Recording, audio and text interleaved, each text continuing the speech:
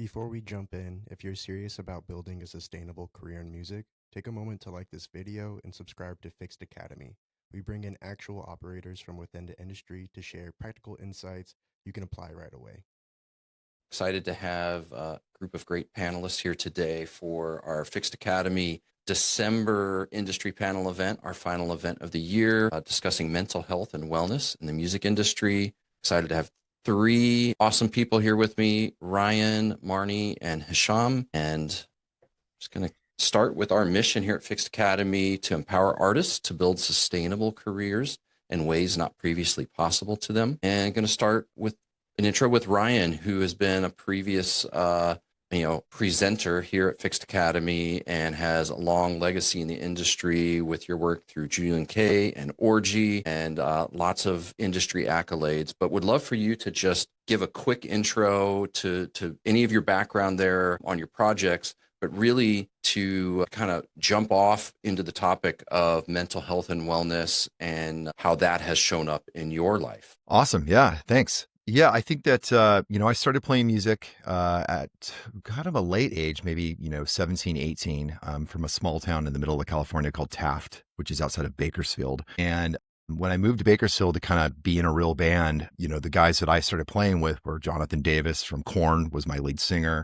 Of course, it wasn't Korn back there. And our idols were a band called LAPD, which became Korn. And fast forward, being around all these people and coming up with this kind of thing, we really kind of learned kind of a hard partying lifestyle and all sorts of, really crazy, gnarly habits. I mean, in Bakersfield, we were super crazy, and bring that down to LA and add millions of album sales on top. And you just have pretty serious out of control, behavior and a lot of masking of all the issues that we all, collected growing up. Korn signed my band Orgy, and I went on my first tour, Family Values, with them and completely learned how to abuse drugs and alcohol at a totally professional level. And also just, not, despite all of it, never miss a show and never stop and never miss, we were there every night. We were, I made every meeting. Every one of us, it was just normal to be drunk all the time and you just worked. And so it was this super high work ethic, never breaking down, but just, kind of almost an expectation to party. And that was the late 90s. I mean, it was insane. And, I then met, during the recording of our second album, Orgy's second album at NRG Studios, I met a band called Hybrid Theory, which later became Linkin Park. And I met Chester Bennington that day. And in about 2 months, we became best friends. And for years, we played shows together. We always kind of doodled with music and stuff. And then I eventually that blossomed into a band called Dead by Sunrise. And we toured the world together, became my bandmate, my singer, my business partner. And he actually lived with me for a while. We recorded both Julien-K, my latest band, and Dead by Sunrise in this room, actually, and wrote it all and created it, all living together at my house. And, fast forward a few more years, all of our mental health issues and drinking and drug use and all the things that we hadn't dealt with for the past 40 years, or I don't know how old we were then, but really started catching up with us. And for him and I especially, we're reaching like a breaking point, and he broke first. And that's when I really realized that I gotta do something. It was something that I couldn't recover from. So my recovery led me to rehab, finally, after almost dying myself. And then rehab, I learned a ton. I did 75 days of rehab, and really just I just threw everything out the window and focused on seeing what life would be like if I stopped drinking and addressed my demons in some way. And here I am now, almost 5 years later. Yeah, well, we're super glad you are still here. And yeah, you're doing all sorts of great stuff, and it's been great to get to know you in the last 5 years, and yeah, have you be a person in my life. So thanks for being here. Appreciate you. And let's go over to Marni. I met Marni at a music industry conference several years ago, and I heard you on a panel talking about being, and maybe I see if I get this right still, but kind of an executive in the industry, and then reaching a point of burnout and leaving that side of the industry, and then getting into wellness and performance coaching side. But would love to hear your more accurate version of your history and kind of where you are now and what you're doing in this space. Yeah, for sure. Thanks so much for having me. Thanks for doing this. Yeah, when we met at that conference, I was doing 2 panels that year, I think. One was on burnout and boundaries, and the other one was on exit strategies. And I think I did the exit strategy one first and said, come later in the week to talk about boundaries and burnout. My exit from being running my company and being an executive was kind of the long tail of the burnout. So I'll kind of back up and explain kind of how all that came to be. But yeah, I've been working in the music industry for about 23 years. I came into it as an actor. That was what I did first. So I came into it from the other side of performance and started in artist management, managed artists for a few years, and then went to a small label, and then after two jobs, ended up starting a company. I joke that it was an accident that I started a company that I ran for 12 years. I thought I'll do this until I get a real job. And I ran the company until I sold it in 2018. But the company I started was called Sneak Attack Media. It was a digital marketing agency for music, for musicians. And about 7 years into it, I burnt out really bad. I have always struggled with anxiety and, had seen therapists, had done all kinds of different stuff to deal with it. And I've always been a high achiever, as so many of us are in this industry. I've always been a hard worker. I realized at some point that those values of productivity and hard work, need to be counteracted by periods of rest and recovery, which is now what I do in teaching people how to do that, because I'm very well aware of what happens when we don't balance those things. So I didn't have any coping mechanisms. I didn't have any way to deal with the amount of stress that was coming my way running my company. I had at the biggest, it was a very small company. At the biggest, I had 9 people, but it was only me running that, managing that team, and then a bunch of interns and all kinds of stuff going on. Tons of clients, was traveling all over the world doing conferences and speaking engagements. And it was a very exciting time from the outside, but I was breaking apart. I really didn't know how to do any of this. I just knew how to work harder. And so I did. And then I just hit a wall where I wasn't sleeping, but I obviously desperately needed to sleep. I was on the sort of anxious end of burnout. There's so many different signs of burnout, which I'm sure we'll get into that in this panel today, but mine really manifested as a wired but tired feeling that I couldn't shake. I wasn't really eating. I was pretty much existing on caffeine because I just had to keep going, but I didn't have any reserves. I was really running on fumes. I was completely unable to focus, really kind of felt out of my mind, and it was really scary. And at that point, I had always really valued health and wellness and thought I was pretty healthy, but didn't even know, do I see a therapist for this? Where do I go? Because it was my body. I was 360 completely affected by this. So I started doing some research. I ended up working with an integrative psychiatrist, which I didn't even know was a thing at that time. And she, instead of, I'd been on medication in the past for, different realms of anxiety that I went through. And I was like, listen, if I need to be on something, I'll do it.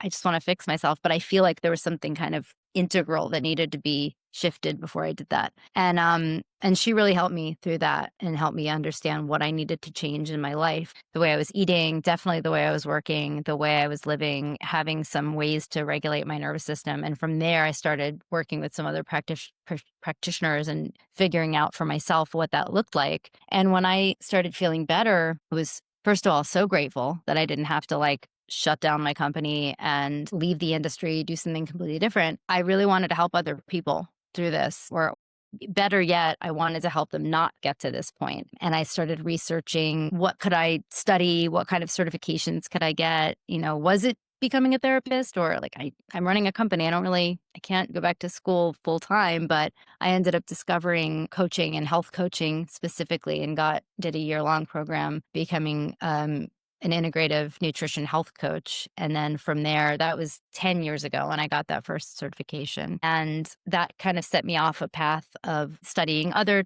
types of coaching and other modalities and applied neuroscience and how our brains work and how we can improve our performance by integrating strategic recovery and how we can downregulate our nervous system so that we can preserve ourselves to do our best work. But yeah, that in itself, that happened in 2015 when I got that first certification, which was the start of many other certifications. And I got board certified as a health coach and all these different things. But I still worked, I had my company and then kind of behind the scenes was coaching people. Sometimes people would be like, I heard you're helping people through XYZ. Can we work together? And it was very, if you knew, you knew. Once I sold my company was acquired in 2018 by another marketing agency called The Syndicate. I felt like I could be a little bit more forthcoming about what I was doing on the coaching side. And so that's when I sort of started opening up into the world of what does health and wellness look like in the music industry? Who else is doing this work, doing, events and collaborating with people and partnering. And from there, I started exploring, well, what would it look like to do this full time in some capacity in the future? And I didn't know when or what that would be. But then during COVID, as a lot of us sort of started thinking about, what do I really want to do? And why am I waiting? I got really real with the fact that I really did want to help people through this. And so in 2021, I left the agency that I was at and started my path on creating this work being my full time. And so now I do a lot of things in the realm of coaching and consulting, but I describe it by saying I get people out of survival mode, specifically people in the music industry. I help people build sustainable careers. So I love that that's what we're talking about today. Yeah. Well, thank you for sharing that. Yeah, there was, I knew pieces of that, but not all of that. And Hisham, in your artist project RIŽIK, you've also been a previous guest and a host for a webinar, a workshop here at FiXT Academy. And you come from, an amazing career in the electronic music space and marketing, and you've been an educator. And I know you're focusing on your artist side now, and you have your own journey that you're working through. And we're sharing a little before we started here that you're actively working through some of these.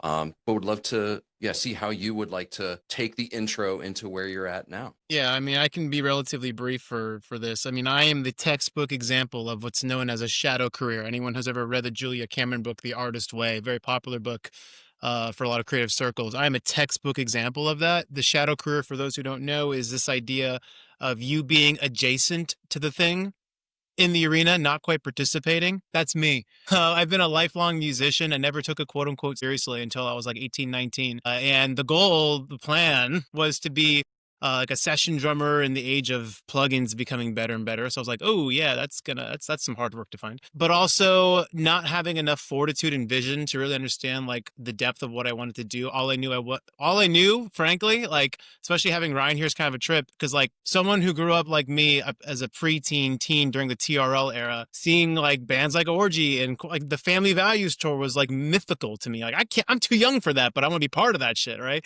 Like that was the music industry I wanted to be part of, man. And then, I mean, I don't come from a musical family. I have no connections. My parents are immigrants, man. You talk about starting from the absolute bottom and not really knowing anyone, So I just found like music business courses at San Francisco State. And I basically fell into what we now call social media marketing, but I was managing MySpace pages for all kinds of different artists at the time. The whole time was like, okay, I'll do this, but I want to be a drummer. I want to be in bands, but I'll just do this till, I can start doing that other stuff. Well, I guess just the idea of not having like a grounded perspective on like what I wanted, just any kind of success in music, I think kind of tricked my brain to think like, well, like I'm doing the things I'm touring, but not on stage, right? Like I'm doing all these, I'm adjacent. I am textbook in the shadow career, which is, it's almost poetry that the first artist I ever worked with that launched my marketing career was none other than DJ Shadow. You can't even write this shit sometimes.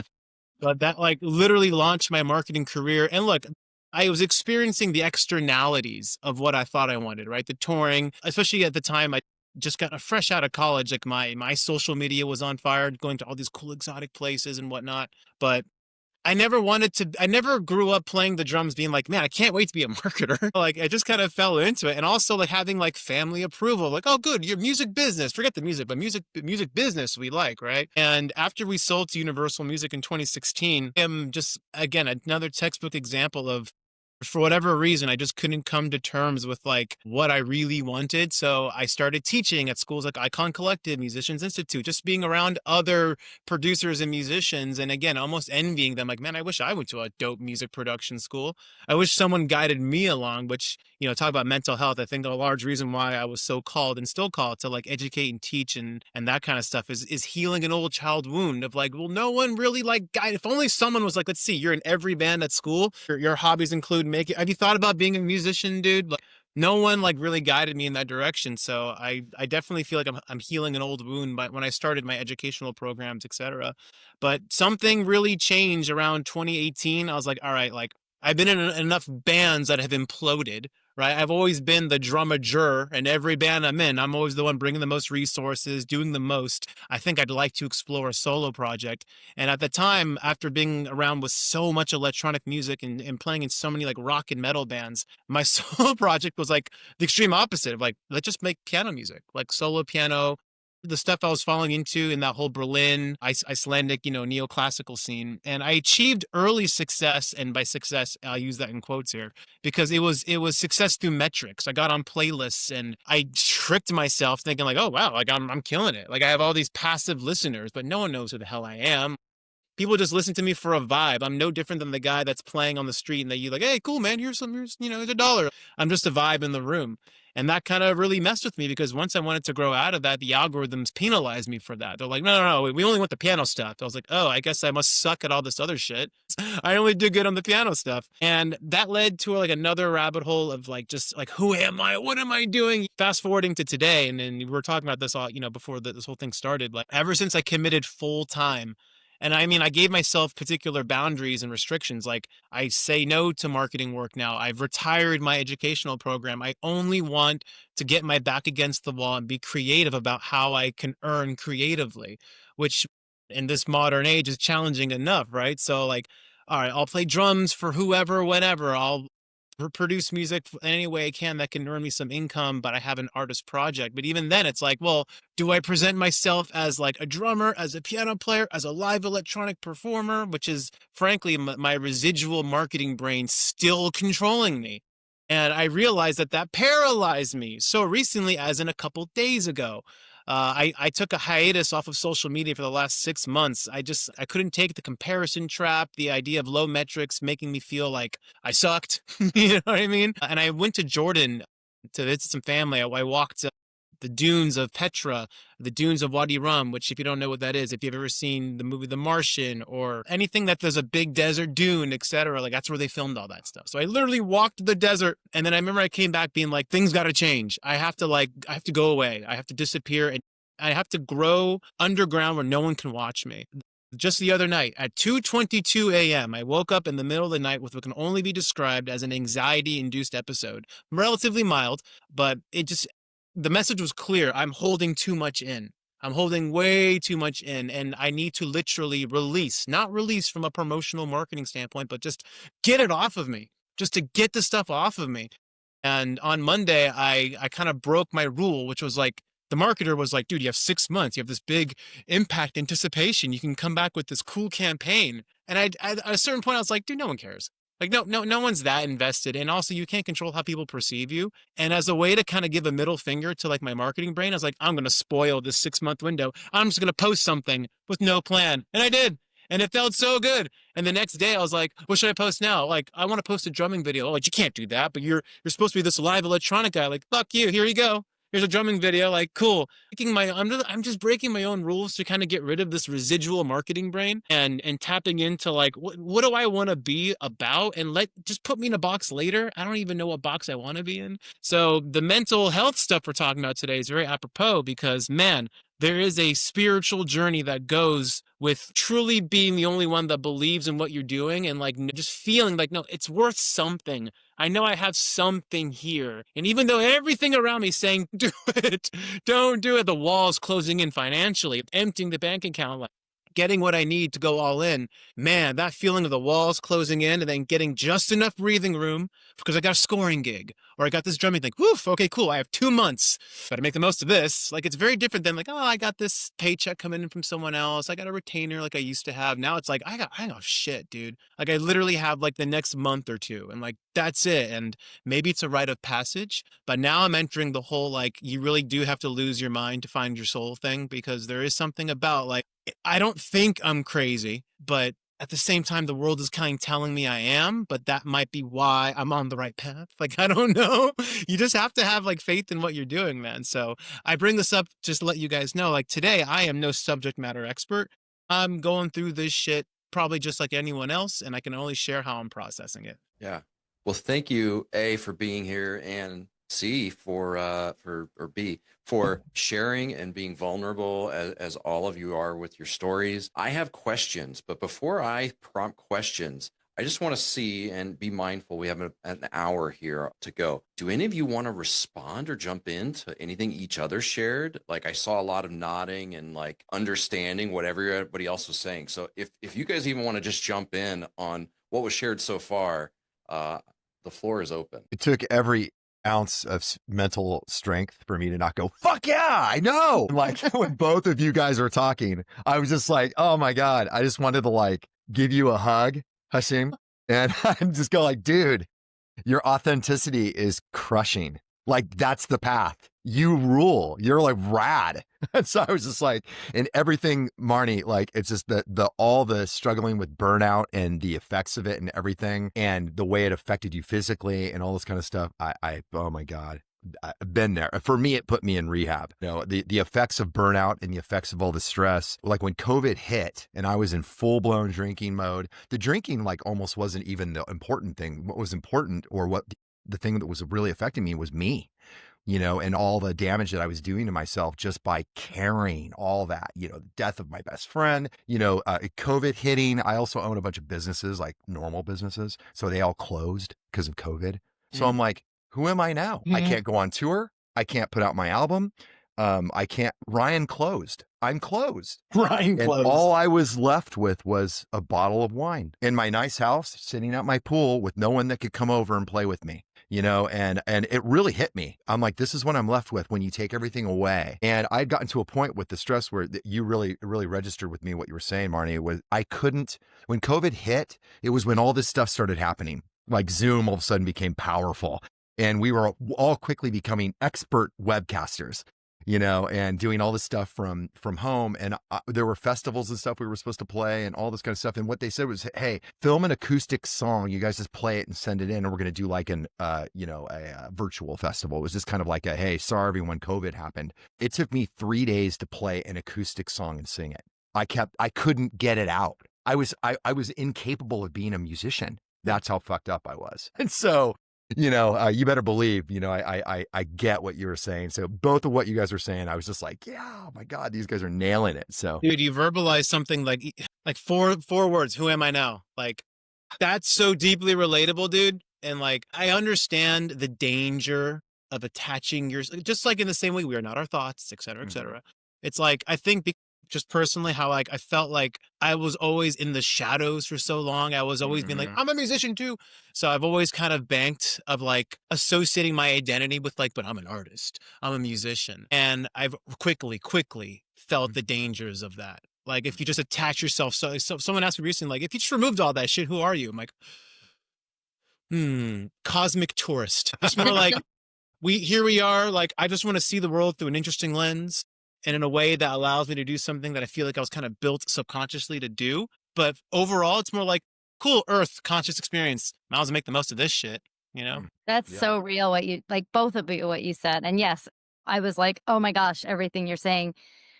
The who am I now is so heavy in this industry. And I'm sure there's other industries as well, but this is ours. And this is, you know, and there's I'm always trying to explain the uniqueness of the music industry from all sides.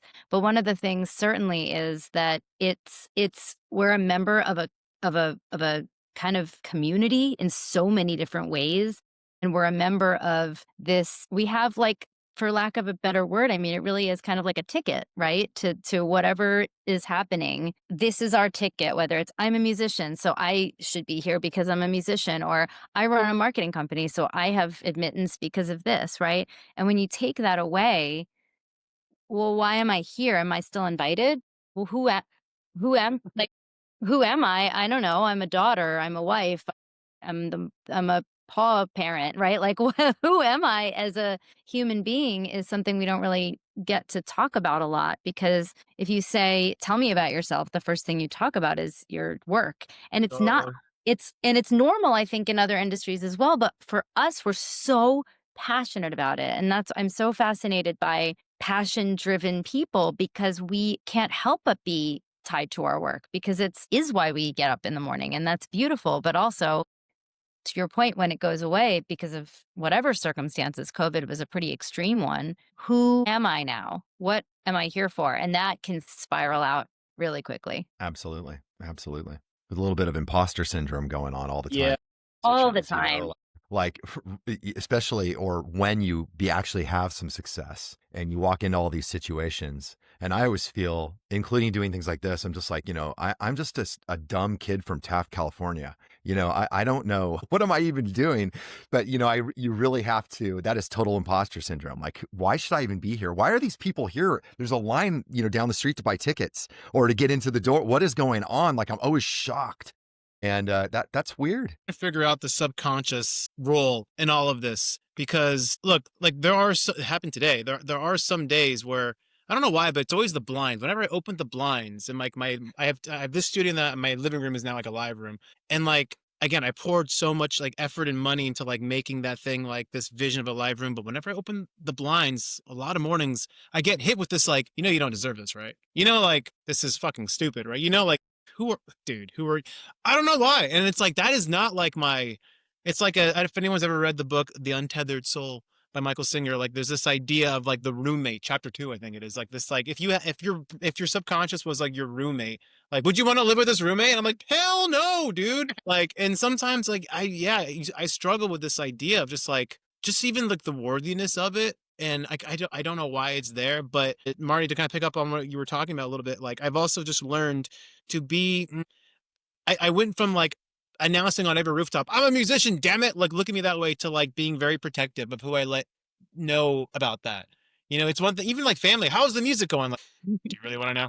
Or like, that is a loaded conversation. Fine. It's going fine. Let's talk about Billy's first day at kindergarten. Yeah. Yeah. Especially the way it's asked too. And it's the same thing when you run a business too. How's your little business? Or how's that music thing? Or, I mean, even, question. like the whole question is like, well, now I don't even want to talk about it. Exactly. The irony. But even to what you were saying about, I don't know why is this the first thing that enters my mind is the unworthiness. I mean, it's a big part of it is our brain is just always trying to protect us. So if we can't be deserving of anything, then we can't have any expectations, and then we can't fail. So if we buy into that, it's certainly comfortable to do that, because we're like, well, yeah, thank you for keeping me small. Maybe we can call it humble, but we really call it imposter syndrome, or who am I to be here? Then no one else can say, who are you to be here? Because we're saying it first. Yeah, I will say this, like an art project, right? Like your music or one's music, it's a mirror like no other. And I've learned that by committing to it fully, like there's a lot of healing that happens, but before you heal, like it is to hurt before it is to heal. That's a line from the movie, The Neverending Story, that always kind of stayed in my brain. But yeah, it's true. Like it is to hurt before it is to heal. Before you can confront certain things, it really makes you take a look at like your emotional and subconscious mirror of like, damn, I overthink a lot, don't I? Or damn, I'm a perfectionist. Or like, damn, I am not kind to myself. That's a big one I'm working on right now. Like, I am so unkind to myself in a lot of ways. But also, I think it's important to know like when there's certain things that like have to be had. For example, like I played a show recently and my girlfriend was like, you don't seem to be enjoying this music thing. Like I thought like this was supposed to be fun, right? I was like, hold on. There's a difference. Like my last show I played, I had this whole like live electronic rig, and I was like, when you fly a plane that you just built on its first test flight, you're not looking for the joy. You're just making sure this thing doesn't explode. So it's just like high cognitive load. But she revealed to me, she's like, maybe the joy is in like the overall a cent necessarily, right? Maybe it's just the idea that like you gave yourself time to build the goddamn airplane, even if it's all like rinky dinky right now. And it barely made its first flight. I was like, I think that's it. It's like, all my days count. Like Ethan Hawke was on a podcast recently. He had a loose quote, but I'll paraphrase the idea that like people's lives happen on the periphery of their employment. And I see a lot of that. People are just kind of waiting for the weekend, kind of waiting for their one vacation, and then they get back to work and they're droning, they go watch Netflix. At the very least, despite all this anxiety I'm experiencing, I know that every day is happening to me. Every day is like, cool, I got another day to work on just that. Barely, but just that. And I feel like most people don't even give themselves the opportunity to even find out what the hell that is for them, let alone, do it. I think it's very courageous what you're doing. I also think I can see the pressure in it. I mean, that hurts. I'm just thinking about it, but I didn't do that because I don't think I'm courageous enough. I always let all the other things that I am permeate my music and who I sort of, it's all synergistic to me. Like I sort of don't worry about the fact that now I'm going backwards. I'm now a marketer as well, and a guy in a band that just did music and sold millions of albums. And I've had that other success, but I realize nowadays, there isn't that entity. The old school concept of a record label and everything doesn't exist. And the old school concept of success doesn't necessarily exist. And the new concept is, like, most musicians that I know that are doing it, they really are a combination of all these skills put together that don't seem like they would normally have anything to do with one another. And for musicians, a magic combo is understanding the marketing side. Even if you're going to hire a company to do it or have a label relationship, at this point now, all the relationships that I have, labels that we end up either partnering with or doing something with, or agents or tours that we get on, part of my relationship in all of it is the fact that I bring all these other skills to the table, that I can do the books for a tour if I needed to. And a lot of times I do, and I can do a lot of agent jobs and management jobs, and I can do complex social media ad buys and things like that. And it doesn't mean I want to do it all the time. And I am in this room surrounded by all this, beautiful gear. And I did do music today and yesterday, but there are weeks where, I don't make one sound on those keyboards, and it does bug me a little bit. But, I think about my old life and my old career and the way that I just told you guys how much time I spent drinking and distracting and chasing women and doing all sorts of these things that was, fun at the time. I just think that what you're doing it's very courageous to focus on this and work on this every day. And I didn't do that. And I still don't do that. And I still feel like I'm kind of, I don't know if it's resigned or maybe accepting that a lot of the things that I am are this thing. Right now I create this music, I get some songs done, and then I'm immediately working on the rollout plan, and it's all this, and even if I have people working for me and with me, they're all, I'm sort of like the CEO of Ryan's music, the different bands that I'm in and stuff like that. And it's gotten to a point now where part of the fun is, I think I've always been, in Orgy and all the things I've done, I'm a visual artist as well, which is marketing, right? So now I just kind of like, it's holistic to me. It's all just part of what we're doing when I'm writing a music and we're creating a body of work. I'm already thinking of a video that we can create, and then how it can be broken down into marketable pieces for the single marketing for meta ad buys, we can do these 15 to 20 second long sections, right? It's probably like, but my brain is it's just part of writing the song now and everything too, because, to do this for a living, we have to figure out how to make money from it, which is brutal, so I think you're like such a skilled, powerful person, so I admire it, but I also see the pain. I appreciate that's that. very hard what you've done to try to turn that off. I'm not capable. Well, for those listening in the audience, other, aspiring producers, just like me, like artists, etc. Like I want to also be very clear. Like I'm not advocating reckless abandon like I'm doing. I mean, I'm 38 years old now, and I've overcome the whole, like, only someone would have just told me to focus on me. I've overcome all that. Like, it's your point, Ryan. Like I've reconnected with the heart of the teenager. If that makes any sense. Hopefully it does for some people. But now I have the brain and the foresight of the adult. And that's, to your point, a powerful place to be. But however, I do want to say that not everyone is going to have the same impetus and the same sense of urgency that I have. Look, there's plenty of to be said about working the day job and working on music at night, etc. I just kind of like woke up one day. I was like, I don't have time for that shit. Like, no, like we waited long enough. We've done everything. We got to go full on now. I And admire it. the analogy I've given myself, and this does feed to the mental health conversation, and I'll share with you like a maybe it's a cope, I don't know, but like an expression I've come up with that helps me deal with this anxiety, especially the subconscious one, the heart palpitations and like the thoughts that kind of come in. To use the airplane analogy again, like I feel like I woke up enough from the rest of the world to be like, oh, I know what I'm passionate about. I think everyone in this room and even those watching are like, they reach that point too of like, wait a minute, I don't need to do what everyone else is doing. Fine, great. And that started with me getting in music and music marketing. And then I feel like, again, being a victim of early success, like I found 2,000 feet, let's call it 2,000 feet elevation. And I feel like I just kind of coasted there. I'm like, all right, cool. Like, I'm not taking any real risks. I'm not diving too deep into like my music. I have nothing to say except like, ain't I good? Like, who cares?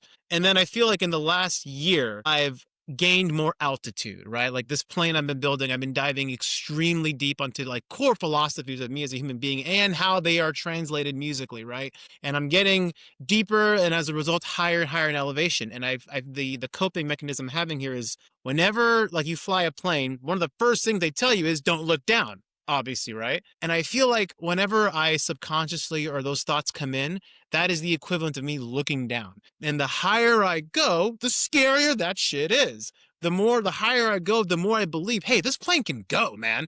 Like if you look at the instruments, like this looks positive. Fuel's looking good. Everything's all good. I got plenty in the tank.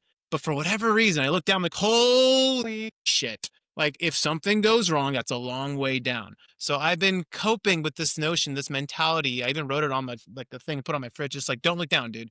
Just like trust that who you're becoming is more powerful and smarter than who you were a little bit. And just trust that whatever vision you have is the correct one, but just don't look down.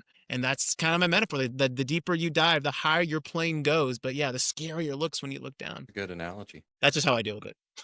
Well, I want to throw a couple things at you guys and see anybody that wants to take them. And from different sides of the industry, you're all kind of in different corners and different sides or approaches. One thing that has really become true, and beyond just music industry, I mean, culture and social media in general is an always on, this either obligation or sense that you have to be checking off something on your list, that you always have to be hustling or doing things. And especially if you're a solo artist or a solopreneur or you got your own business, there's so many hats to wear, so many things you could do. How do you guys approach trying to manage that and maybe even share some tactics on, some healthy tactics, or an example of something where you didn't do it great? Please help us, Marni. Oh my gosh. Yeah. I'm like, I'm all ears. how much time do we have? I will start by saying that for me, even though I know exactly what works for me, it's a daily struggle and a daily work in progress where I have to remind myself, because when you love what you do, going back to what we were talking about, the identity piece, it's hard to stop. Like today, like I didn't eat until pretty much just before this. And I know like I ate in the morning, but like I usually will like put when I'm eating into my day. I will block it in so no one can book a session with me and I'm going for hours, because to continue with our airplane analogy. I mean, it's that age old, oxygen mask. We all know that analogy and it's used to death, but very few of us actually put it into practice. We're like, yeah, I got to put the mask on and then I can do that. But we don't do it. We just keep going. And then whatever happens, whether it's a day or a week or a year of doing that. So, yeah, it's all that to say that it's a risk, right? When you're doing your own thing, there's so many things to do. There's deadlines that are real. There's deadlines that we put on ourselves. There's deadlines we have to put on ourselves because otherwise we'll never do the thing. But building in, and again, I come back, I call it strategic recovery. I very much look to the way athletes manage their energy in a game or a match or a season, and how they are not expected to go without taking a break or refueling themselves. And yet we don't talk about that for musicians. We're not even talking about on tour, by the way. That's like a whole other, but like we don't talk about when you're in a career or running a business, or when you're a musician and you're running your band or your artist career, you are the CEO, like you said, Ryan. You are running a business, very much so. And there's so many hats to wear, and there's so many things to do, and there's so many things to think about at one time. So, I mean, one thing I will say is to think about one thing at a time, which is almost impossible. But when you start thinking about, I have to do all these things, then you just see them piling up and piling up and piling up, and then you get overwhelmed, and then you don't do anything at all. Where can I start? What's one thing I can do in this pile of things? What's one hat I can wear right now, and make it a tangible thing? Because the more tangible it is, the more I'm actually going to do it, versus some esoteric, I have to create a marketing strategy. Well, what is that? Where, so, or I have to write a song. Like, well, where am I going to start doing that? So that's one thing. But then building it, finding what little recovery pieces work for you throughout, just start with the day. What works for me in a day that I know keeps my energy up, mentally, physically, emotionally? Where are my energy leaks? Where am I losing energy where I might not even be aware of? And how can I start seeing some patterns in those two things? Would you mind talking more about energy leaks? I would love to talk more about energy leaks. We can either gain energy or lose energy from any situation, interaction, people, circumstances, things that we do throughout the day, week, month, our lives. And when we do more things that we give energy to and less that we get energy from, we're wildly imbalanced. And we usually don't see the effects of it until the scales have tipped. And so energy leaks is where we might not be aware that we're giving our energy to things, whether we're giving it or losing it, but we can feel the effects. Oh, wow, every time I hang out with that person, I am exhausted and I can't do what I need to do for the rest of the day. Or, wow, every time I do invoicing or enter admin thing no one wants to do, right? I just feel drained and I can't quite do so paying attention to where we kind of are losing physical, emotional energy. Maybe I'm not motivated to do what I want to do today. Why is that? It's almost like if your body doesn't feel good and you're looking back at like what you ate for the last 48 hours. Interesting. Every time I eat salmon, I feel great. Every time I eat peanut butter, I get a stomach ache. I don't know, but starting to see these little like patterns in our energy in our day. Or I wake up and I have a lot of energy for things like writing and deep work and stuff like that. By the end of the day, I can't do that. Or I wake up and I just want to talk to people. Or I wake up and so paying attention to kind of the energy levels and where they dip for seemingly no reason, or how they start to gradually dip because of something or a pile of things that we've been doing that are sucking our energy out, energy vampires. Like where is my energy going? It's going somewhere. It's not disappearing. So who am I giving it to? What am I giving it to? And what do I need to keep for myself? And just like the last question on that one, the energy sounds like energy breaks down into other categories like emotional energy, physical energy. I mean, have you identified what these categories could be loosely? Because like everything you're saying resonates. I mean, from I'm not answering that phone call because that person just uses me as an emotional punching bag and just vents about bullshit to me. Cool, not answering. Or like I've noticed that if I spend too long, I get very excited. I found something, I want to film it, and then I'm like, oh, shit, it's 11:30 o'clock and my natural alarm is 5:30. I'm going to wake up tired and wake up next morning like, should I just edited this video tomorrow, like this morning? I don't know why I was such a rush to edit it last night because now I'm useless today until noon. Right. Sounds like there's categories of energy. There are categories. There's also 7 different types of ways we rest. So we can rest and recharge in different ways. So let's see if I can, physical, mental, emotional, spiritual, creative, sensory, and social. So these are 7 different ways that we are able to recharge and rest our bodies, our nervous systems. But if we're losing energy in any of those 7 categories, then we're going to feel it, whether it's physically, emotionally, or mentally. So if we're losing sensory rest because we're over, or sensory energy because we're overstimulated, or, the big light is on and I'm a small light person, or, if it's like with too many people for too long, or if it's the opposite where my energy wanes when I'm not with people for too long. So it can, or there's that one person that drains it, or I whittle it away or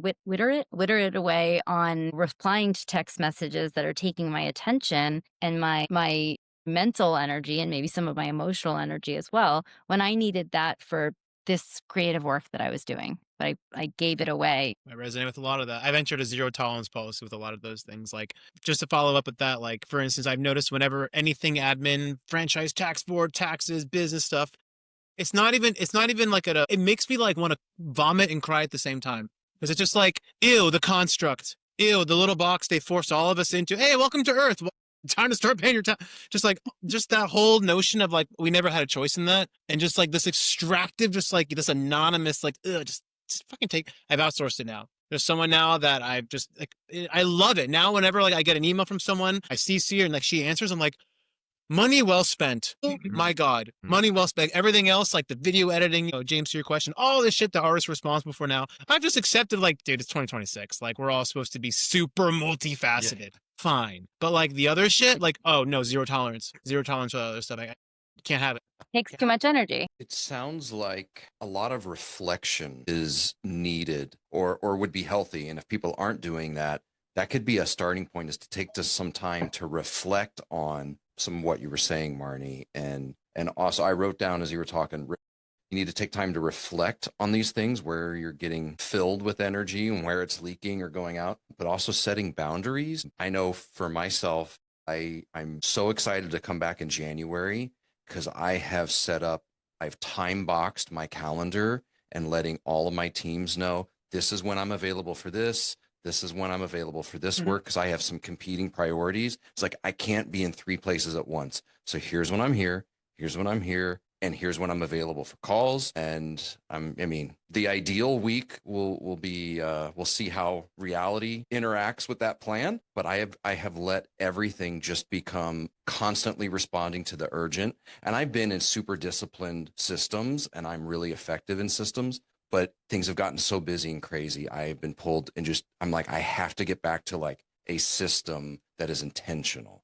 So reflection, boundaries, and intentionality were three things that kind of came to my mind as you were talking. Yeah, absolutely. Because we can't change what we're not aware of. So if we don't know, shit, I keep doing this thing where, like you're saying, Sean, like I keep getting energy, life gets sucked out of me when I ever have to do this thing. I can't change it if I'm not aware of it. I can't hire somebody to do that. I can't fix that. I'm just going to keep doing the same groundhog thing over and over again every day. And then that's, the reflection. And then then I'm going to set a boundary. Okay, don't do that. Or I don't start editing videos at 11:30, or I don't, respond to every text message, or I don't respond to the text messages that I'm going to have to get sucked into an emotional, thing. And then from there, yeah, where do I want to be intentional about my time?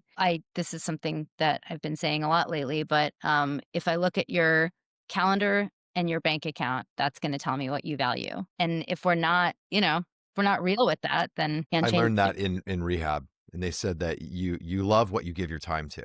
Well, what do you think I loved? I drank 15 hours a day. So, you think like, oh, I don't love it. I like doing all this other stuff, but I'm like, what am I really putting my time towards? What am I giving my time to? And then I look at my music and I go, oh, fuck, I only gave maybe 5 hours that day, but I gave, 11 hours to whiskey, makes it pretty clear. And then when you got that out, all of a sudden you have all this, like, even if you don't spend all this time making music, you can spend it doing some other things that might be good for you, like, training or doing jujitsu or all sorts of wonderful things you can do to recharge and feel better. How do you guys recharge? Oh, sorry. I know you're asking the questions, James. No. Well, you just said, how do you guys recharge? My question was about to be, what physical activities do you guys find help your mental health as well and your mental well-being? So that's kind of it's related. Totally. I am terrible about recharging. I am naturally born to burn myself to death. For a while I was in 2 different bands, the lead singer of 2 bands, and I have 5 restaurants, and started a record label and a marketing brand. I'm a nut. I'm an absolute monster. And there's a reason why I drink, because there's very little that can stop me. And that's not a brag. It's a bad thing. I'm an old man now, and it's not, I still have the energy of like a 20-year-old. It's ridiculous. And I just kind of, I will burn myself to death. And I do it, I constantly am battling it. But I found physical wise, honestly, if I can train every single day, that's the best. I need to train every single day. I need to lift something heavy. And I don't mean just cardio. I mean, you have to lift weights. Doesn't mean you're going to get all buff and everything, but you need to lift weights. It does things to your nervous system. You need to load your nervous system with heavy fucking weight and do stuff with it. Jiu-jitsu has been amazing. Weirdly enough, like still have this fear of going because I'm going to fight people, literally. Jiu-jitsu is like one of these sports where you can actually fight and die and then put a quarter in the machine and fight again because of the nature of the extremely effective art. If you've ever seen UFC, it's all jiu-jitsu now. I mean, that's how you win fights now. But the nature of it isn't striking and beating people, punching people in the face. It's very strategic and chess, and it takes a lot of, trying to be calm, because you're being put in uncomfortable positions and stuff. So I still get kind of scared every time I go in, but every time I come out, for some reason, I'm completely not tired. I'm just, it's just an interesting phenomenon, but I definitely noticed that I have to force myself to go do, like, there's no working out too much. If I can go every day, go every day. There would be days in my overdo it mentality. I would go to jiu-jitsu at night and work out in the morning and work all day. That's insane. That's like 2.5 hours of physical. That's like professional athlete stuff. It's probably kind of stupid for an old person like me, but I definitely will find that I'm the most sane in those times.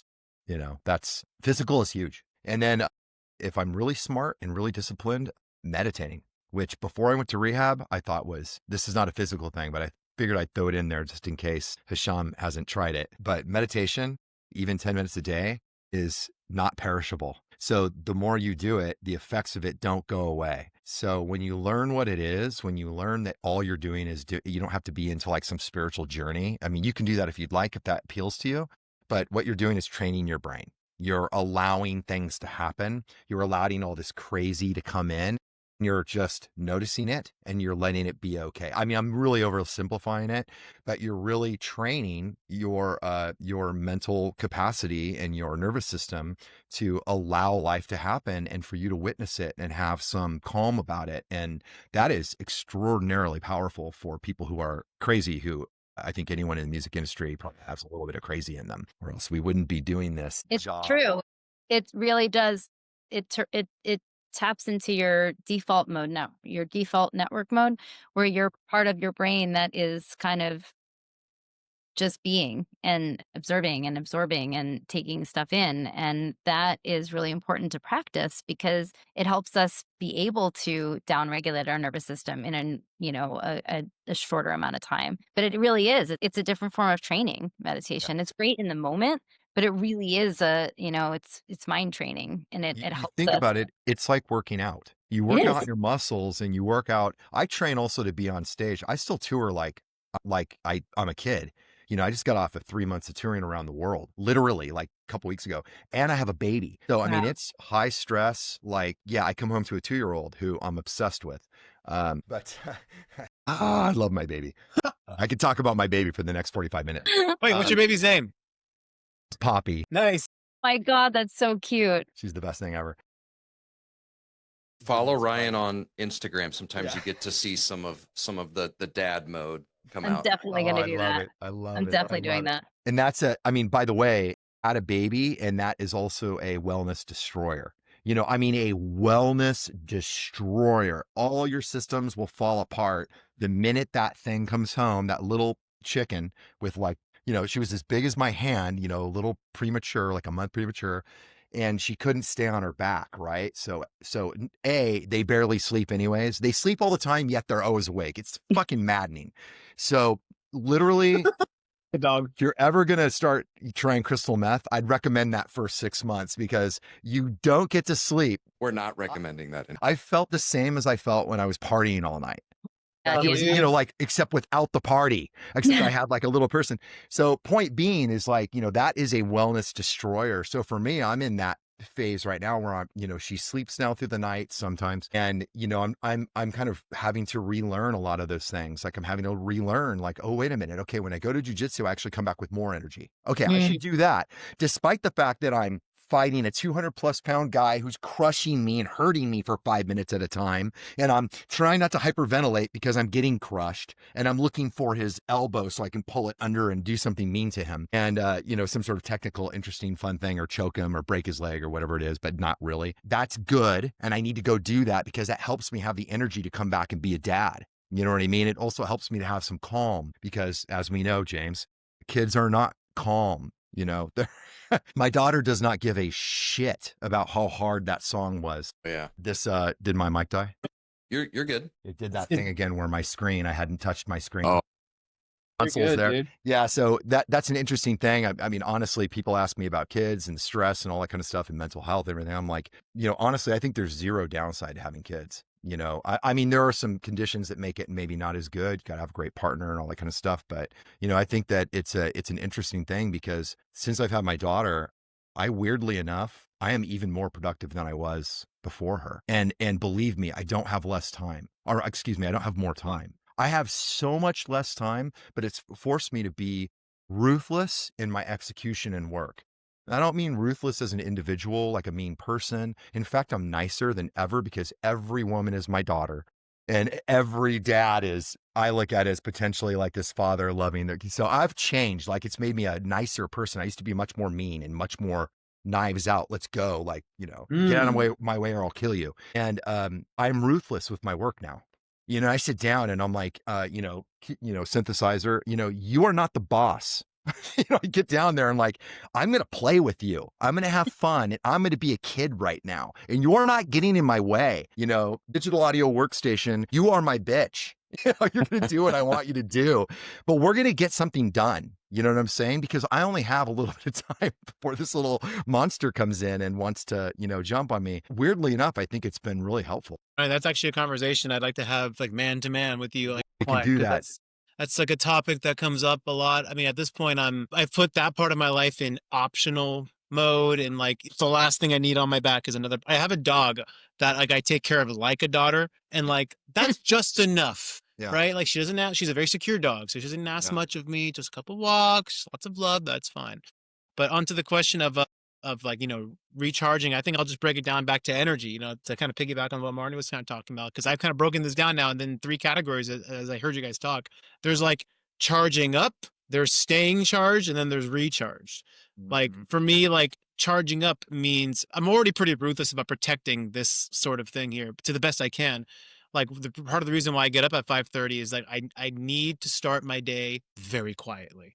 So I have been meditating, but my brain moves so rapidly that like I always aim for 20 minutes, but sometimes I'm like, dude, all I can give you is 10 because I'm firing. But like exercise, to use your parallel, I'm kind of like, it is about showing up. Not every workout's going to be amazing, but I'm glad I came to the gym. You know what I mean? So I'm like, cool, 10 minutes. I'm like, that's all I got for you, bro. Like I just got to go. But then go doesn't mean making music. I try to always start my day just like quietly, literally just me and my dog. I try to read I have a stack of books that I always try to read a chapter of. That's how I read. I don't really just read a book and then I'm out. It's like, cool. I have a Zen book, a book about forest bathing. Right now, a book about relationships, Untethered Souls in there right now. I'm rereading The War of Art. I'd like to read a couple chapters from that to kind of I always just like a little salad. A little literature salad in the morning, followed by coffee, etc. And then, to Ryan's point, like I got to get to a gym, and I specifically do workout classes because if I just work out aimlessly, dude, my brain is like, we got to work on this song, we got to do this thing, but just like, what do we got to do? Cool, I'm doing that. And for me, that works. I come from an athletic background with coaches and shit. Like, cool, that's the workout. I just need to move, and like by that point, I'm charged up. And then to stay charged, now it's funny. Now I know why so many of my either artist friends or clients were so bad at communication, like terrible at emails, always on do not disturb. I get it now. Get the fuck out of my mental space. Yeah. Like I will meet you on my terms. The only people that penetrate do not disturb are my mom and dad. That otherwise I am perpetually on focus mode specifically because I don't have any notifications. I don't want to see any texts. I don't want to even play that slot machine game. So just protecting like who or what comes in. And the other way to stay charged, I've learned, Marni, this speaks to like, we were talking about examining like what's working, what's not. Just small little nibbles throughout the day. If I have a meal, even if I'm starving after the gym, just like, dude, just like, again, the Japanese rule, 80% full, right? Just eat enough, like full, but like satisfied, but not quite full. Otherwise I'm like, ugh, like all throughout the day, all throughout the evening. And then recharging, that's the one I'm working on. That's the one I'm working on right now. I mean, like I walk my dog, that's kind of a recharge. Hanging out with my girlfriend, we have a long distance relationship. She's in San Diego, so it's more mid distance. I'm in LA. But I have found that to be a good cadence because when we see each other, it's like cup full for 3 days and see you in a couple weeks, perhaps. And I can maintain my focus here. My social battery is completely different than what it used to be. I used to be Mr. Social. I used to recharge by hanging out with people. Boy, have I noticed it's changed. Now it's like, I only have like this much time or emotional bandwidth because maybe it's a matter of getting older, but like I just want to be here. I just, dude. So I understand that I'm speaking from a place of control. This is so routine. I'm in control of all these things. I understand that I'm not always going to be in control, especially hopefully if and when like I'm out playing more and I'm not going to have my precious gym right there, all these things, these parameters in such control. So I'm also acknowledging that. But I've figured out the recharge, the staying charge, haven't quite figured out the recharge. Yeah. The recharge is hard because it's a little bit, it's sort of in between. It's like, well, how much do I need? Do I need to recharge fully or do I just need a little top up? Yeah. Everything you both said resonates so much. The physical activity is big for me as well. I know I have to do something physical every day. I prefer for it to be in the morning. I know everyone has their own schedule, and I will tell people, like, do exercise snacks, like the way that you're saying you eat, like exercise like that throughout the day. Run up a flight of stairs, do some jumping jacks, do little things if you think you can't have a full workout in the morning. And sometimes I'll do that as well, especially if I've been sitting a lot. I do sit a lot because of, doing client sessions. I have a standing desk doing client sessions. Standing feels weird to me. But like, I thought about getting a walking pad. I'm like, that's weirder. But Yeah, jury's See, out on that one. That works. I mean, I got a pull-up bar over there before a drum taker or something, before a performance, before I film. I just a couple pull-ups, like, all right, blood's flowing. Yeah, Let's exactly. go. It's like the way that I think about exercise, and especially stretching too. Stretching is a big one for me too. And I literally look to my dog. She's right over here. She knows I'm talking about her. Like when she stretches, it's a reminder for me to stretch. But I think about physical activity and exercise. Like everybody knows the glow sticks that you break and they kind of fill up with light. So that's how I feel about my body. And if I don't move my body or stretch it for a while, I feel stiff. And then as soon as I stretch or move or jump or lift a weight or anything, I can feel that energy like spreading out. So yeah, lifting weights is a big one for me. I lift weights almost every day, even if it's just in my house. I have a rack of like just dumbbells at home, and I have to lift some weights. I was boxing for a while and I really, really loved it. There's something about, that type of working out and the strategy of it and having like a routine. Like I was listening to you talk, Ryan, about jujitsu. A million years ago, I did Krav Maga. And that was, I think sometimes about getting back into some kind of martial art because it's addictive. And it's like the energy of it is so great. And even with boxing, like I leave a class feeling energized, not drained. I also dance, which is the same thing for me. And I think the reason I love boxing is because it's very dance-like. There's routines. Like Yeah. when your mind has to memorize a series of movements and then you have to do it with your body, that's such a great like mind-body integration that we just don't do usually. We're either like body or mind. And a martial art is so good for that, of like just weaving those two things together, or even a class, like you were saying, Hisham. And for me too, breath work. Every morning I do. If I can't meditate, it will every single morning do 4 rounds of 4-7-8 breathing, which is my favorite breathwork exercise. I try to do it outside, or at least get sunshine into my eyes as close to when I wake up as possible if the sun is out, which is getting harder and harder in the winter. But getting sunlight, getting my breathwork in, that's another one to do on a regular basis, especially that exercise. But any breath work, the more you practice it, the more it regulates your body. And then you're like, oh, I'm not as reactive as I used to be. And it's training your body to just be more adaptive.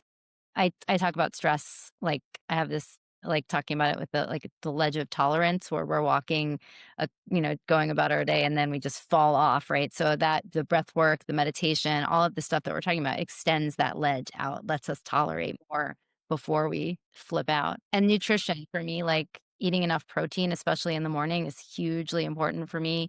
I just feel like I can focus better and have more energy. And then just noting I'm also a woman of a certain age, so I need to get more protein and, work out in terms of, lifting weights and stuff more. But I do notice that when I do it and when I know, like, I don't really track it anymore because I know what I need to eat. In terms of like macros and fiber, what I need to eat through the day, I just know that I feel off if I haven't gotten enough of it. So it's like a little barometer. Don't they call that You- intuitive eating? Yeah. I think intuitive eating is definitely that. And I think my take on intuitive eating, it has to start with knowing what works for you. And then you can kind of feel, and sort of have a little bit of a structure and then break the structure knowing what you need for that day. Like I kind of Mhm. get what I need because I've done macros. I've measured, you know what I mean? Right. So I've Exactly. managed it before and noted it all and tracked it all and kind of going, okay, this is what really works. Like I need, a gram of protein per pound of body weight. That's a lot, by the way. That's a lot of chickens. That's a lot of, chicken. it's hard to do. Like if you think about it, for me, it would be like 8 chickens, drink 60 grams of protein because I still got to pull off another 120. I'm almost 200 pounds. I'm 6'3". That's a lot of chickens. Yeah, I'm man. responsible for a lot of chicken death and a lot of Hey, steaks. I want to get Alicia. I see you've had your hand raised. I can turn on, I think, allow to talk if you want to ask a question, or you can put it in the chat. But we're going to try this. Can you guys hear me? We can. Hello. Hi, Ryan. Hi. Long time no see, dude. Hi. How are you? How you been? Good. I heard you guys did the tour of Julien-K and Lord of the Lost. Yes. Also, I Yes. do have a question for you, Ryan. Okay. So, how do you manage to overcome performance anxiety or stage fright, and what techniques do you recommend for younger musicians when they go on stage? Because I will be participating in my school talent show, and I get stage fright sometimes. Okay. And I was curious to know how you overcome it. Wow. That's a good question.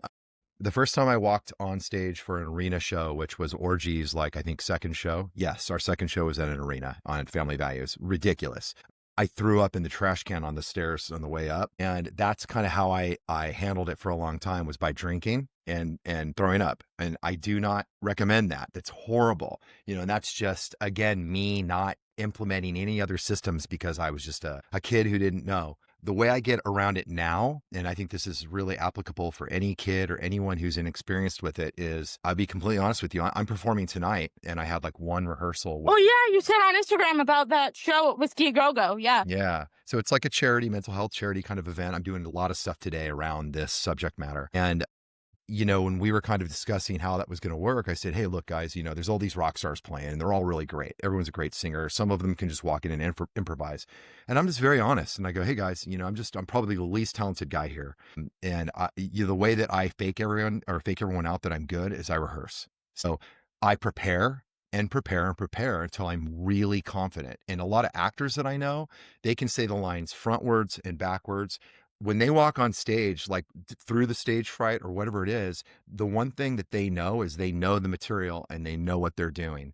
So I would try to have fun with learning the material, get really fluid with the material, make whatever it is you're going to be doing on stage part of your life. I don't know how many weeks you have or days. If you have days, then that's going to be harder. If you have more time, then make a regular time every day where you start making this, you just spend some time on it. I've learned that putting time into stuff like this, that you have to execute in front of people, you're always going to be light years ahead of anyone else that didn't put the time in. Always. I have almost never failed when I put the time in. You're a smart person. You're capable of doing this. Just spend some time on it every day until it becomes just something that's easy, something that's like secondhand. And that's the way that I do it. And I've been doing this for 30 years. I've played all over the world. I probably played 1,000 shows and I still treat things like that. I'm prepared when I go on stage. I'm not unprepared. Yeah, so what you're trying to say is be sure to get some time in for practice each day. That's what I would do. I would treat it like it's got to be something that you are going to get to the point that you can just do it with your eyes closed, or you could do it under any stress, because stress is always there. Stress is always there in everything that you do. So learn how to do things really, really good and learn how to make a game and be playful out of the learning of the stuff. We're not fighting a war. Right. Nothing's going to happen. We're okay. I totally agree with you on coming to that. hurt us, so let's prepare. Same jujitsu mentality and all that kind of stuff. We prepare for violence so that we never have to have violence, so in art, in music, and all the stuff that we do, your job, anything like that, even when I had normal jobs back 100 years ago, I would really prepare. Yeah. I would prepare so I know what I'm doing. And then I go in there, the stress and stuff isn't as effective on me because I'm prepared to do what I'm supposed to do. So that would be my recommendation, is never, ever skip preparing. Never skip. Thanks for the advice, Ryan. I appreciate it. Yeah. I really look up to you as a musician. I take influence from you, honestly, in my vocals. Thank you so much. Of course. So it's great to hear from you.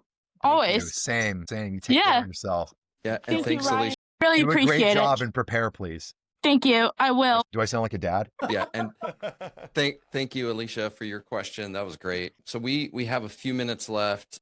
I had tons more questions that I was going to get into, but this was just a phenomenal conversation going around. If anybody else has a question, feel free to raise your hand or jump in. And if there aren't questions coming in, a couple more observations, just as I've been taking in what you guys have been saying, not beating yourself up, giving yourself some grace, I think goes a long way into, fighting, that resistance and that negative voice, but just being patient with yourself, but giving yourself permission to do new things or different things, to make different choices, and specifically permission to play and do something that's like not work related or career related. So something for me, when shortly after this call is over, I'm going and playing in a Wednesday night basketball guys league that I help put on with, a group of guys here. And that's one of my physical activity things that gets me moving, active, and I have fun and get to play, and it's just a game. So whatever that is for you. Play is a big one. Keep it playful. I have a song, it's so funny, right in front of me, and it says, "Not Inspired" is the name of the file. It's a rad song. It's one of our best new songs. And I came in here because I was pissed off because I wasn't feeling anything and I wasn't inspired. I didn't want to do music. And I was thinking, like, why am I even doing music? This is stupid. It doesn't really do anything. This is Ryan. And I came in here and I'm like, well, I'm going to stick to my discipline and I'm going to just start playing. I'm just going to play. I'm going to goof off. Tin asks, how do you guys handle creative burnout? Marni? Yeah. Creative burnout I think one piece of it goes back to, or a big piece of it goes back to the rest, the 7 ways of rest that I was talking about earlier. And a lot of times when we have creative jobs, we are expending creative energy, but we're not replenishing it. And this also goes back to what Hisham was talking about with like the energy recharge. If we're not consciously and intentionally replenishing our creative energy, then we're drawing from empty reserves. So if we're constantly going in and going, all right, I got to get to work. And certainly there's something to be said for showing up to work, whether it's creative or whatever kind of job we have, and just doing the work when we're there. But if we're doing it and we're not giving ourselves any creative energy, then we don't have anything. Whatever recharges you creatively, if it's, looking at a medium that is not ours. So I know a lot of musicians have trouble listening to music. People are always like, just chill out, listen to music. And I'm like, my clients do not. Thank you. No, thank maybe go to a fashion show, or exactly, go see an amazing movie, or go to an art exhibit, or go hang out with some people that are very inspiring to you without the intention of working with them. Or because I have to fight that all the time too, because I walk into a room and I'm like a fucking spark, like ching, ching, ching, ching. We're gonna make a song together and we're starting a company and it's horrible. But going in with just being around some people and actually watching what they're doing, that can get me moving again. I got to see someone who's like got that fire that makes me go, oh fuck, I need to, this is rad. Oh my God, now I'm, get your sparky people around you. Exactly. Yes. Or even just looking in, like going and looking at the ocean, or, looking at a picture that inspires, whatever it is. Whatever, but doing it on a regular basis before the burnout, before you run out, right? So like keep it kind of juiced up. I mean, you guys got me really examining like the combination of those two words, creative burnout. Like, look, dude, for a large part of my life, being creative was my recharge. You know what I mean? Like that's now that, like, of course we've attached this, at least me, sorry, I shouldn't speak paradigm shift. I've attached this like sense of self-purpose and outcome ultimately to it as well. It's like, how can you creatively burn out? So I think to answer that question, like maybe one, and I'm going to be projecting a little bit here, is like, well, let's try to identify the source of the breakout or of the creative burnout, or like what kind of burnout are we talking about here? Like there's probably different types of creative burnouts. Like I've been burnt out from work, like when I, especially during my marketing time, like having too many clients on me, blah, blah, blah, not having reached the things we're talking about. But creative burnout, the only thing I can relate to that is, you know, like my solution to that was to disappear, was to go away, get off social media, like just turn off all the mind control devices and turn off all the comparison traps and try to make contact again with like the age that I was, not literally, but like the period of time when was I most creative and didn't give a shit the most? And I was like, I identified like, well, probably like high school. Like, I mean, I often say like I've been playing music forever, but I didn't take it seriously till I was like 18 or 19, but I was pretty serious in high school, but like, I didn't look at it as like, it's this thing I got to accomplish. Like I was just in every band because it was fun. And I was with musicians because they're the only ones that didn't care I had a funny name. Like they were just like, do you rip on drums? Let's just hang out. You know what I mean? Like, so I was just trying to like make contact with that age of just like, okay, cool. What if I just disappeared for a little bit? Like, what would happen? Like, what kind of things would I naturally be curious about? Not just musically, you know, like to you guys' point, I find myself like realizing like I'm more of a film buff than I really realized I was, you know? Or listening to music, but like very different than the shit I'm making. Like I'm really getting into like 70s folk. I don't make anything like 70s folk, but something about just that purity, about just like, it's just one person in a microphone. Like, why am I so attracted to this right now? I don't even want to make this kind of stuff, but like that kind of stuff. So I have found like the creative burnout. I think I was performing too much, not performing for like playing live, but like performing, like trying to be something I'm not. So I went away of like, what am I genuinely curious about? And it kind of speaks to this broader concept of like, if you're making music from your head, well, like you're going to be so much more susceptible to scrutiny and other people's perceptions because you're thinking too much about it. But if you're making it from the heart or just from a place of deep curiosity, and you're like, that's really me. That's so me. And you put it out and someone goes, no, it's not for me. That's fine. That's fine. Because it's undeniably me. And I don't really care. It's just so me. So hopefully you get to a point where you're not burnt out creatively because of the output of today's demands and whatnot, but maybe you're just, you replace it more with like a deep, deep, deep curiosity of the art and the music, but also hopefully yourself and how this is a conduit to getting to know yourself just a bit better. Well, I know we're a minute over, but, and Ryan, I don't know, I know you have a show later tonight, so I don't know when you have to be on your way, and I want to respect all of your time. I'm going to read off. Damien left a comment. It's not a question, it looks like, but I'm 24 years old, freshly unemployed, and creatively unmotivated despite all the free time. This was really enlightening and came at a perfect time. Thank you all. So glad Damien was able to get some value here.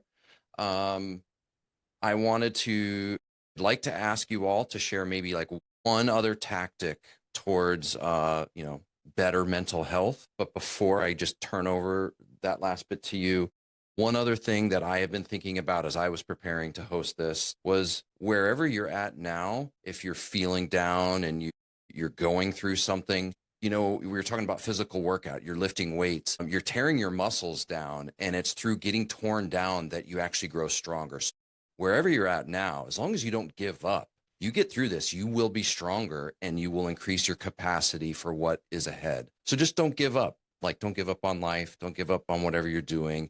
Like, finish the rep and be stronger through this. And there's my advice to anybody out there. But yeah, I would love if you guys want to share one other thought on this topic from each of you. I don't know if it's a tactic, but man, just talking about it. And at least for me specifically, it's like I said earlier, like I'm far more protective now of who I let in to this very delicate, for me now, like world of my art, I guess, because it's so tied to me now. So what has been helpful is finding other journeymen, other people who are as ridiculously crazy as you are, motivated, interested, who get it. That might take some time, by the way. Or in my case, they were under your nose the whole time. and you just didn't really realize it, that they could really relate to you in that level. And as a way to kind of illustrate that example, normally like on my birthdays in November, I have like a party in the backyard, lots of people. This year I invited 6 people, and I was just hanging out with like, who are the most like, who gets this? Who's as crazy as me? And it was just dedicated like so much to this, who I would feel comfortable having these kinds of conversations with.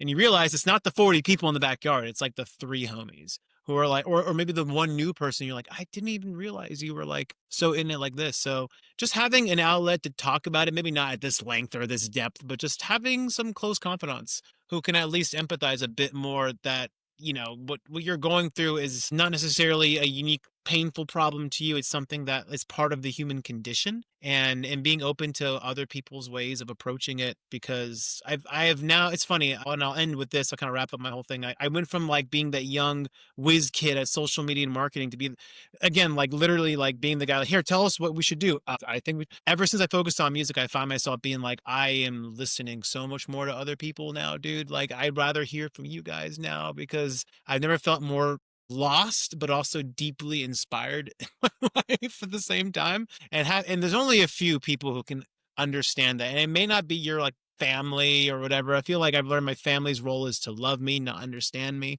That's another conversation. But if you can be with your chosen family, if you can curate your chosen family, that has been incredibly helpful. So being very selective of who you let in, and try to curate another layer of chosen family. That's been very, very helpful. That's awesome. Thank you. Ryan or Marni? Hard for me to say, because I'm naturally such I burn, you know, like got energy, and I'm always trying, and I still feel like I have something to prove. I still, in my soul, I'm not done. I remember laying in my 100-degree house in Taft, California. It's super hot and miserable out there. We were poor, and I couldn't run the air conditioning a lot of times because we couldn't afford it, and it was miserable. And I remember hating it. And I remember watching my little plug-in, TV, tube TV with the rabbit ears, and I would get Conan O'Brien or David Letterman show. And I thought to myself, oh my God, I saw Megadeth on like Arsenio Hall or so. I was like, oh my God, this is so cool, like on Arsenio Hall. And I thought to myself, man, if I ever, could do that, like I'd be it. I'm done. Like, I'm done. Fuck it. I'm over. Like, that's it. I'm done. I'm like going to be fulfilled. That's everything. If I could ever get on one of these cool shows and do this. And I just thought it was so rad that when a weird band or a heavy band would get on that, I was just like, whoa, it's the pinnacle. And of course I've been on all of those shows, some more than once now. And years ago, like, it's not even like, I'm like, yeah, whatever. And I just remember doing it the first time, like being on Conan O'Brien, and I'm standing there and everything going like, holy shit. And I thought about that time. I'm like, this is the moment. I'm done after this. We should stop. We should quit the band. We played the show. We're on the bus, in New York, like watching our performance on the bus. It's so funny because my band made a mirror. Someone missed a note, but the camera was on his fingers, and so it looked like he missed a note. Probably me. So we were arguing about that. But anyways, it was incredible to me because I realized something about me. And this is a long, long way to get back to what you were asking about burnout, keeping the energy. I was like, oh my God, I'm not even partially satiated. There's something inside of me. I still have something to prove. I am still just as pissed off as I was, 30 years ago when I started all this shit. Even though I'm so much more healthy and I'm doing so many more awesome things, I have techniques of keeping myself, working and all that kind of stuff. Still, every album I go into, I'm like, this is it. This is like, what if this is the only album we have left? Like, what, I have something to prove. And that's something I just don't even know how to stop. I don't know when I'm ever going to stop. There's something in me. I still think that I'm not legitimate. I still think that I'm not. When someone else does something awesome, the first thought I have is, oh, that's awesome. You motherfuckers. I am gonna, So it never goes away, huh? Man, I got to get to work. I need to come, wow. And it can be all sorts of things. It could be a movie. It could be photography. It could be graphic design. It can be like whatever. Like, I'm extremely inspired by this stuff, and I'm competitive, and I have something to prove. So for me, the thing that I would really say is this also makes things not fun for me sometimes. This also makes things, You know, I make a living doing this. I literally make money from music. Like I literally do. I can write a song. I can follow the path through to how that eventually becomes money into my pocket. I tour, do all this kind of stuff. That makes it all very real. You know, we're a company. There's spreadsheets involved. There's taxes. There's all the shit we hate, you know, which I hate it too. But I have to fight to keep it playful. So there's the reason I told you all that, is that there's a part of me that cannot stop. There's a part of me that will burn a hole in this screen right now. There's a part of me, you cannot contain this thing. And I have to fight to keep it fun, keep it playful. This isn't a fight. I'm not here to kill you. This isn't a war. You didn't take my stuff. You know, like we have to keep this fun. Like we're playing music. Like at the end of the day, we're artists. This is art. This is the art of fun. I'm part of what I do is to entertain people. Part of what I do is to put on a cool show and create awesome imagery and do. So you see, now I'm talking myself into how awesome and fun it is, right? But because that's what it is. I mean, anyone who's been on tour, like I can tell you right now, for me, it's 16 hours a day. It's extremely hard. Anyone that comes out to visit us, oh, it must be so cool. They go home early usually because they're exhausted. I go out there for 45 days at a time, you know what I mean? And I come back and I'm 52 years old, you know? So I definitely think I've learned that there's a lot that I love about that. There's a lot of things that to me, I look at it like a camping trip. It's a camping trip with my friends, you know, but that's, again, I'm constantly applying playfulness to what I do, because otherwise I will explode in an atomic, you know, explosion, because I'm that driven. So Have anyways, fun with it. it's kind of a different way. I'm not getting burnt out as much as I am trying not to blow my entire house up. I love that so much. And so part of my work and what I use with my coaching work is a pattern recognition system that's called the 5 archetypes, and it's based on the Chinese 5 elements. So it's part of determining kind of what's your primary element and where do all the other 4 stack up, because we have all 5 in us. One of them is fire, wood, earth, water, and metal. And the reason I bring that up is because the one thing that I would leave everyone with in terms of, you know, mental health, burnout, staying creative, staying inspired, is to specifically thinking about kind of burnout, but also kind of where we fall off that ledge is what is it that what's our tendency, which is our greatest strength, that can easily become our greatest weakness. And once we can identify that, then we can start to figure out what we need to do to take care of ourselves. So if my greatest strength is that I'm fired up about everything, but I might burn this place down, then how do I balance that out, right? What do I need to do on a daily, regular basis to balance that out? And it might not be the same thing that someone who has a different, you know, strength or even challenge experiences. But that comes back to what you were talking about earlier, James, of that self-reflection, that self-awareness, that taking the time and space to listen, not just to people around us, but to ourselves. I mean, we are very rarely quiet. We are very rarely present, especially when we're alone. And so just taking that time of just observing of like, who am I without my job, right? To circle it back. Oh, you brought the circle. What's going on in here? You know, what powers me, what fuels me, what drains me, what burns me out? What do I need more? Where do we talk about balance all the time like it's some destination, but it's not. I always talk about it like a mixing board, which is, you know, we can't have all the channels up at all times. That's going to sound like shit, and it's going to feel like shit in our bodies, and it's going to destroy relationships, and it's going to do all these things. So how do we constantly be recalibrating that? We can't do it until we know where we tend to run hot. I feel like you guys are both talking to me.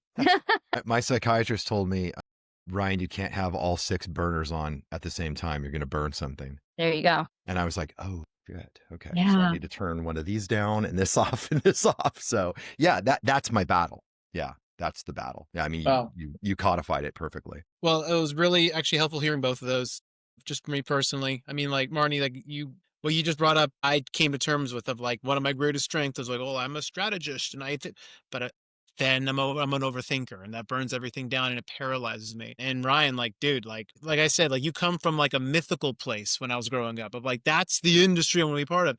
And to hear you be like, I still like, it never kind of goes away. I still kind of want it. I've always kind of had this, so like, well, I'll defer all these other things until I have momentum or until there's real demand for what I'm doing. And it's like, it's one of those things that you probably intuitively know, but like, maybe I just have to feel it, dude. Maybe I just have to be like, let me get to that deeply unsatisfied place and taste that for myself before I can, because I believe you, but there's a huge part of my subconscious is like, no, burn those candles at both ends, please. Like, go. Even though I'm aware, like, that's gonna fine.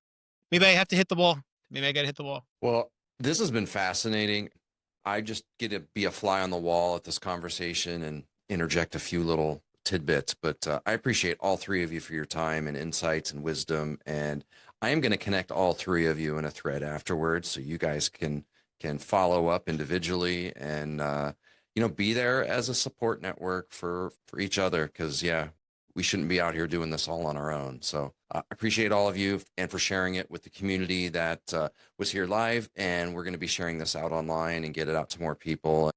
I think anybody that sits through listening to this conversation will walk away with a lot of value from what you guys have shared. So thank you for being generous with your time and vulnerable with your stories. So appreciate it. Yeah. And thank you. Hope it helps somebody. Thank you, James. Thank you guys. It's so nice to meet you. You guys are both so awesome. You too. I have so many more questions for you, but I know we only have 2 hours. Yeah. Well, thank you. We'll do it again. Absolutely. And thank you for those who attended and stuck around. I know we went a little late, but I'll follow up with you guys and connect you all, and we'll see you guys next time. Thank you, everyone. Thanks, everybody. If you found this conversation to be valuable, please take a moment to like the video and make sure you're subscribed. It helps more independent artists discover these conversations. FiXT Academy is also supported by our Patreon members. If you want deeper conversations, extended sessions, and direct access to what we're building here, you can join us there. The link is in the description.